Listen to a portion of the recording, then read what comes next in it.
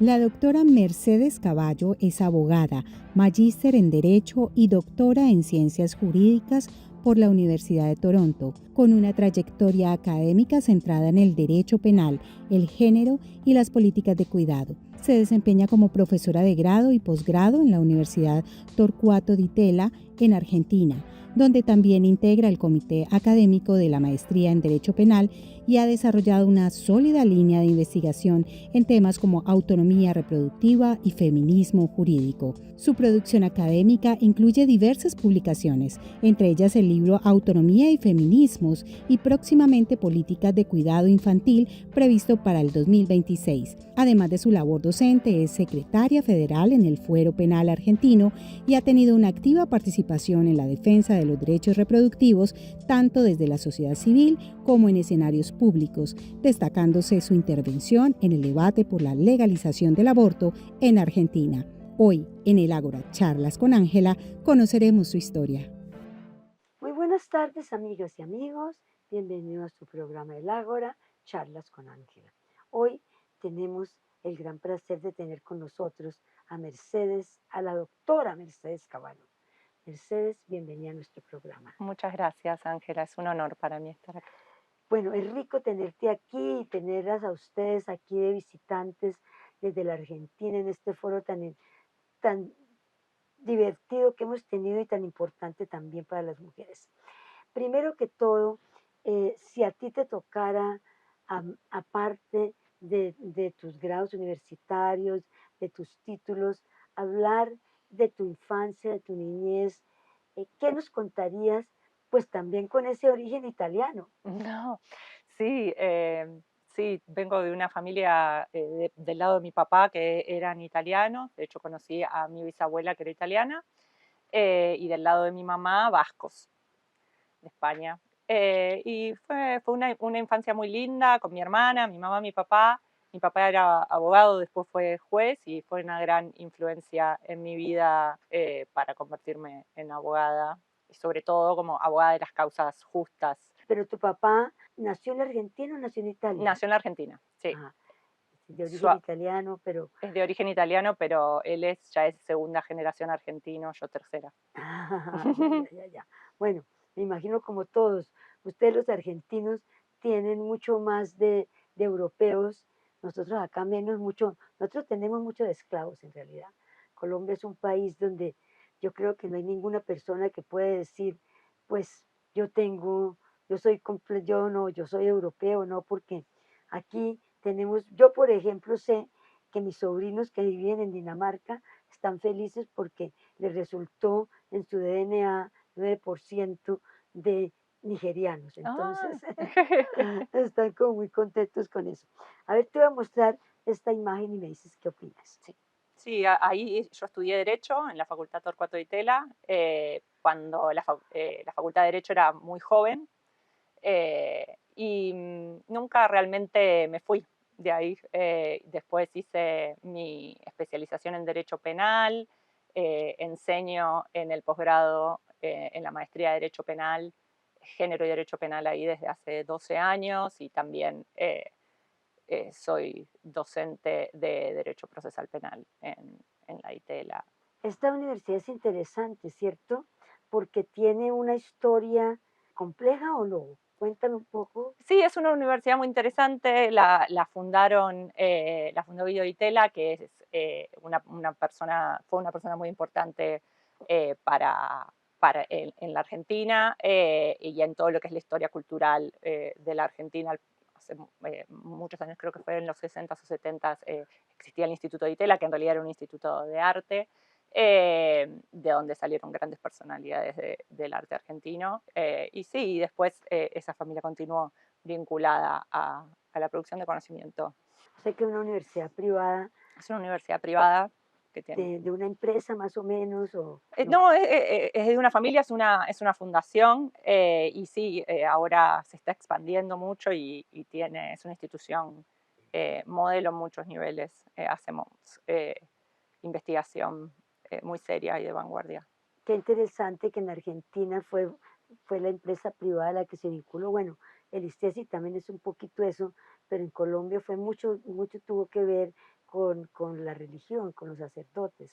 Hay Ah, muchas universidades que son católicas. sí, Yo no sé si en Argentina sí, también. hay, sí. Ah, sí, La Universidad Católica, la Universidad Austral son. sí.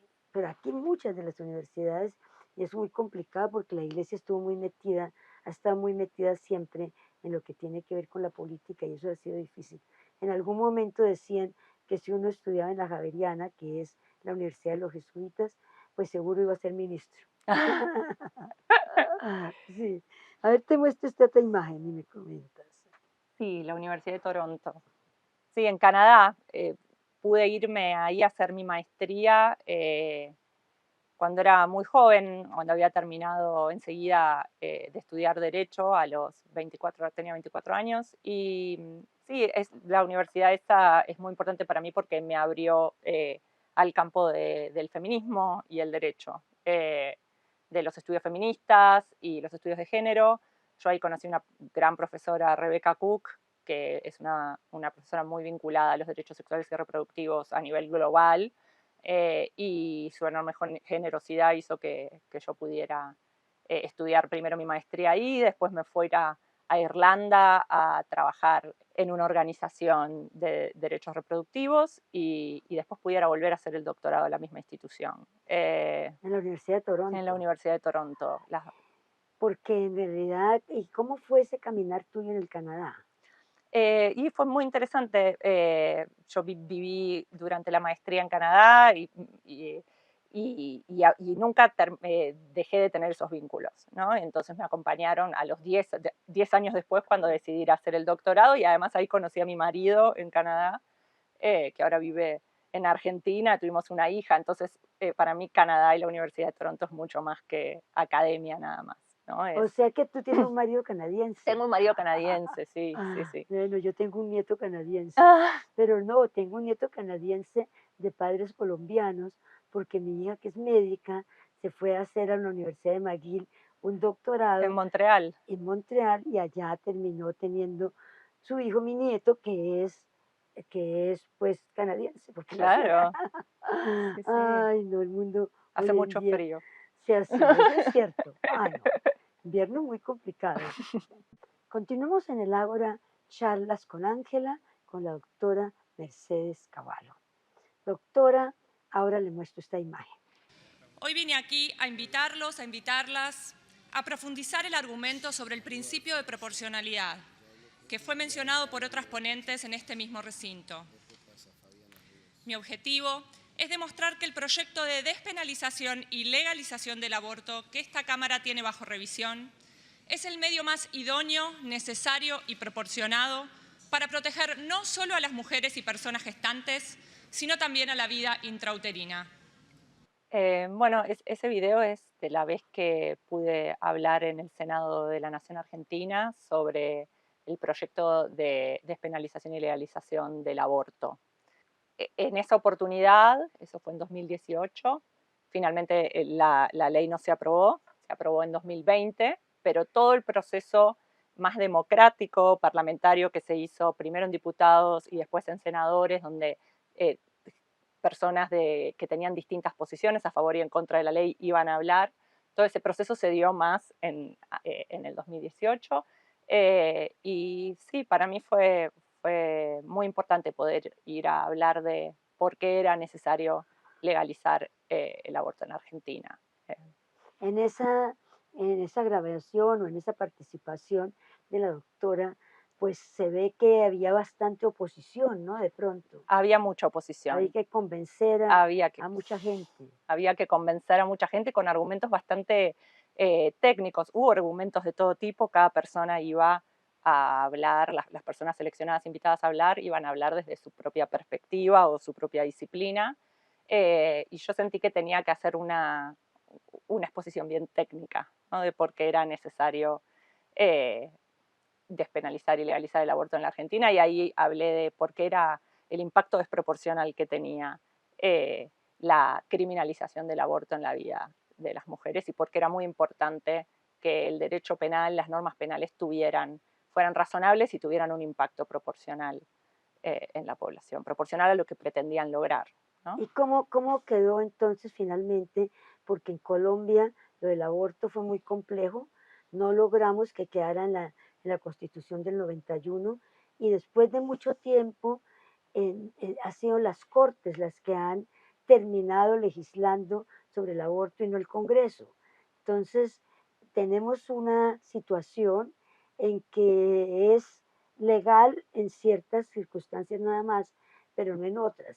Pero ¿cómo quedó, por ejemplo, en Argentina? En Argentina se modificó el Código Penal y el aborto pasó a ser a demanda, digamos, voluntario hasta las 14 semanas de gestación. Y después, a partir de ahí en adelante, es legal en determinadas circunstancias que involucran abuso sexual, por ejemplo, si es producto de abuso sexual o si la salud o la vida de la persona gestante está en riesgo o en peligro. Así quedó y sí, tenemos un precedente de la Corte Suprema al respecto, pero es anterior a la modificación de la ley. Analizaba un artículo del Código Penal que ya no. Porque en realidad, bueno, también, digamos, la ley penal, es interesante que haya tantas mujeres en la Argentina que se van por el derecho penal, porque en Colombia el derecho penal es más, no, cuando en las facultades hay mucho más mujeres que hombres, no muchas quieren irse por el derecho penal. Debe ser que hay muchas, es decir, hay en la parte, digamos, de las mujeres, hay muchas, digamos, hay muchos delitos en que las mujeres son solamente culpables por ser mujeres. Bueno, sí, en general en las estadísticas se ve que hay mucha población carcelaria de mujeres que son imputadas por delitos vinculados al tráfico de drogas, esa es la principal razón, y después delitos vinculados a el comercio de sexo. El comercio de sexo. Sí, entonces muchas veces hay imputaciones por trata de personas o por explotación sexual o incluso las trabajadoras sexuales muchas veces terminan también imputadas injustamente. O sea que digamos el tráfico de sexo es con menores o también la prostitución es ilegal. No, la prostitución no es ilegal, pero en general está criminalizado una serie de comportamientos alrededor de todo lo que involucra el comercio de sexo. Entonces eso termina haciendo que en la práctica se vuelva muy complicado para las trabajadoras sexuales. Porque en Colombia fue muy interesante porque hubo eh, la corte falló sobre un caso precisamente porque las personas, es decir, las personas que manejan algunos de estos sitios son mujeres. Y en Colombia fue una mujer casi la que empezó con esto y se volvió muy rica y tenía mucho dinero y ella decidió que ella quería pagar impuestos. Entonces se hizo todo un trabajo para que esta parte fuera legal, para que fuera completamente legal los sitios de los welcome malls y que sí pues pudieran ejercerlo, digamos, porque además lo que se dio fue una demanda laboral, porque en uno de estos sitios una mujer que quedó embarazada, nada que ver con su actividad, pero quedó embarazada y la echaron.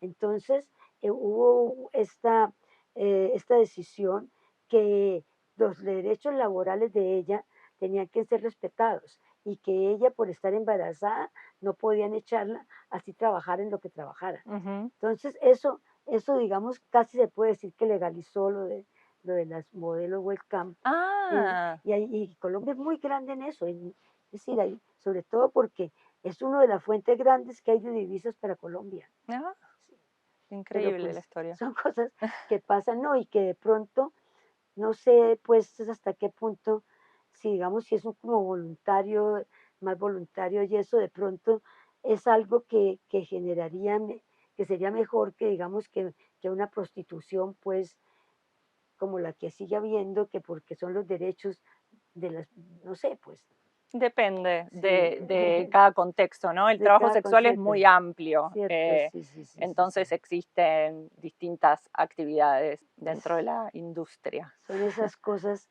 que, que digamos que precisamente las mujeres tenemos que irlas viendo y ver, sobre todo las mujeres que estamos en el derecho.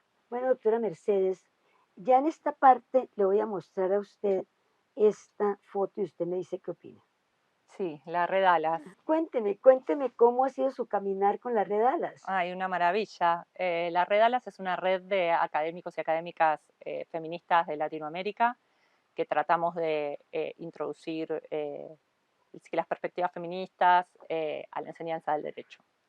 Y realmente es un lujo poder formar parte de esa red de la que además soy parte del comité ejecutivo porque nos conecta a todas las profesoras y los profesores que estamos interesados en estos temas. Es una de las razones por las que estamos acá en Cali también, porque se hizo un taller incluso conectando personas de India con personas de Latinoamérica para discutir sobre los cuidados y la igualdad de género en ese ámbito. Y sí, la red produce documentos, apoya la producción de libros, ahora tenemos, hicimos un congreso el año pasado, vamos a hacer un congreso el año que viene en Buenos Aires, el del año pasado fue en México. La verdad es que es un lujo poder tener un espacio donde podemos encontrarnos y compartir pareceres y acompañarnos sobre todo, porque muchas veces la enseñanza del derecho puede ser muy masculina o en ambientes como mucho más estructurados y me parece que lo que trae la perspectiva feminista al derecho es una desestabilización de algunos conceptos y una perspectiva distinta y bueno, a veces nos sentimos un poco solas en nuestros países y entonces está bueno poder hacer esa comunidad. O sea que la red Alas es más que todo de académicas, Sí, de abogadas, profesoras del derecho, sí, profesoras en profesoras y derecho. profesores, O sí. sea que no toca ninguna de las otras, digamos, Disciplinas. sociología, nada de eso. No, Ah, acaba. Porque hay un Alas que tiene que ver con sociología también, entiendo. sí, pero no, la nuestra es de derecho, por supuesto, muchas de nosotras hacemos investigación interdisciplinaria, pero sí, el derecho está presente. Ahora le voy a mostrar esta foto y usted me comenta. Bueno. Ese es el taller que vinimos a hacer acá a Cali antes de la conferencia de la IAFE y ahí pudimos juntarnos con muchos colegas de India y también de distintas partes de Latinoamérica para poder discutir los cuidados en el sur global.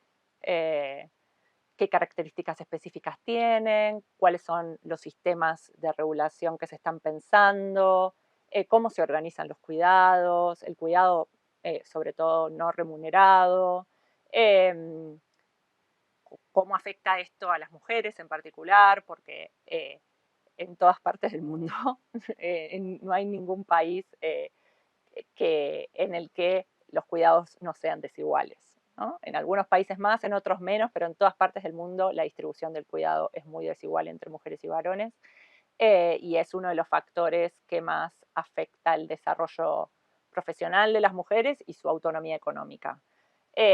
Y esa falta de autonomía económica luego repercute en distintos ámbitos de sus vidas, ¿no? Incluso hasta en la violencia que pueden experimentar.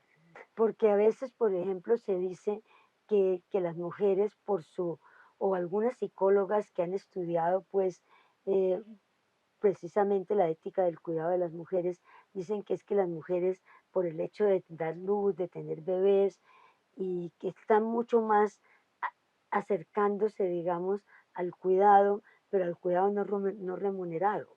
Y Claro. hasta qué punto es importante o no importante que el cuidado entre lo pago o entre la economía capitalista. Ujú. Sí, es muy, muy importante reconocer el valor económico del cuidado, porque es un trabajo también, ¿no? Además de ser un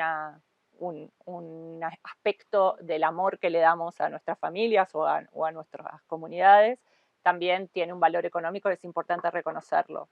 Pero además, porque cuando las mujeres se salen del mercado laboral para cuidar, eso también es una pérdida económica para el Estado y las economistas feministas han hecho mediciones sobre lo que representa para el PBI de un país que las mujeres no trabajen o trabajen part-time por no Sí. poder incluirse en el mercado laboral. como hay otra corriente que tiene que ver con la economía del dar, la economía del regalo, que sí se basa en el hecho de que las mujeres dan, porque dice que digamos, el regalo es lo que la mujer da, pues a su bebé, o a sus niños, y que todos los seres humanos tienen la capacidad de dar. Entonces, que son homodonans en vez de, y que ya la parte, digamos, ya tratar de meter el cuidado entre la parte comercial o entre la parte del capitalismo, de pronto no sería el caso, porque vamos a seguir en un mundo que todo vale, hasta el amor vale. Entonces, bueno, tratar de desmercantilizar, ¿no? desmercantilizar el Ese cuidado. aspecto. El cuidado, porque el cuidado es algo que viene casi, se puede decir, de la capacidad de ser madre. Es decir, usted le gasta 9 meses de embarazo a un muchachito y usted le dedica todo el tiempo porque usted quiere que ese niñito salga adelante en alguna forma, pero también lo hace por su forma de ser madre. Y sí, es que el tema del cuidado es amor y es trabajo no pago, es las dos cosas, ¿no? ¿Cierto? Y entonces pensar en esa regulación, en la manera de reconocerlo, sin mercantilizarlo, pero reconocerlo porque Sí. también tiene un valor económico importante y por supuesto que es parte del amor y de lo que le damos a los demás. Bueno, doctora, pues ha sido muy rico haber estado con usted. Muchas gracias por esta invitación. Sí, le agradecemos muchísimo y mucha suerte. Y pues bueno, yo creo que es mucho lo que tenemos que construir en Latinoamérica, Sí. en muchas cosas y sobre todo ahora, pues yo no sé cómo es en Argentina, pero aquí en Colombia las facultades de Derecho están llenas de mujeres. Es verdad, sí, bueno, y además en Argentina las mujeres somos muchas más las graduadas universitarias que los varones. Y es interesante ver que a pesar de que esos son los números, sin embargo, las mujeres participan del mercado laboral mucho menos que los Así, varones, ¿no? Y reciben salarios más altos los varones que las mujeres, a pesar de que las mujeres somos de más acuerdo. graduadas universitarias. Entonces, Eso sí es cierto y hemos seguido con em, esa disyuntiva, digamos, en que no importa qué tantas leyes haya, de todos modos los salarios terminan siendo menos y bueno, digamos en Colombia hay 30% de hogares que son solo mujeres y son más pobres, pero sí. mire lo interesante, son más pobres, pero cuando ya llegan a la tercera edad, los hombres son más pobres. Sí, esos números de Colombia son diferentes al resto de los países de la región y es Sí, muy interesante entender por qué, sí. saber qué es lo que pasa ahí. Sí, yo no sé si es que, bueno, yo creo que la familia extendida en Colombia es muy importante, Ujú, ha sido muy importante y siempre, digamos, y hay estas familias que se han convertido en familias matriarcales. sí, 30% de las familias son familias donde no hay hombres, y verdaderamente son solo mujeres. sí, sí, sí, increíble. Bueno, doctora, nuevamente Muchas muchísimas gracias. gracias. Le agradecemos mucho por esta No, a entrevista y ustedes. vamos a seguir muy pendientes de todo lo que se va a desarrollar en el área de la mujer, porque yo también soy feminista. Sí, sí, muchas gracias. Muchísimas gracias y ustedes continúen en su canal Telepacífico.